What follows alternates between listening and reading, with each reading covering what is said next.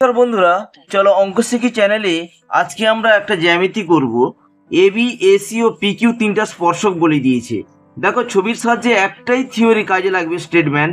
বহিস্থ কোনো বিন্দু থেকে যে দুটি স্পর্শক অঙ্কন করা যায় ওই বিন্দু থেকে স্পর্শ বিন্দু পর্যন্ত দৈর্ঘ্য সমান।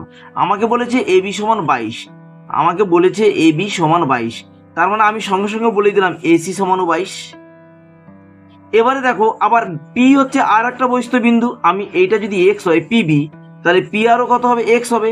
তাহলে পিবি সমান পি আর সমান কত? এটাও এক্স।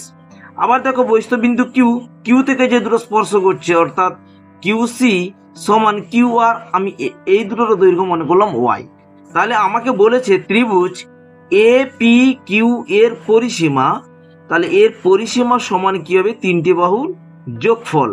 তার মানে A P Q, that is A P plus P Q plus Q A. এবারে দেখো এ পি সমান কত হচ্ছে? A B minus PB. আমি লিখতে পারি A B minus PB plus P কিউটা কত হচ্ছে? দেখো P R plus R Q, P R plus R Q plus Q, এটা দেখো কিউ এ বলতে কোনটা? এইটা। তাহলে এ সি বিযুক্ত কিউ সি, এ সি বিযুক্ত কিউ সি, মানগুলো আমরা বসিয়ে দিই। এ বি কত? 22 মাইনাস পিবি কত? এক্স প্লাস পি আর কত? এক্স প্লাস আর কিউ কত?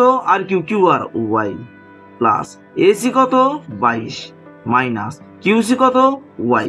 কি ইন্টারেস্টিং ঘটনা দেখো, এক্স এক্স ওয়াই ওয়াই কেটে গেল, মানে বাড়ি চলে গেল। আর 22 দ্যাট ইজ 44 cm।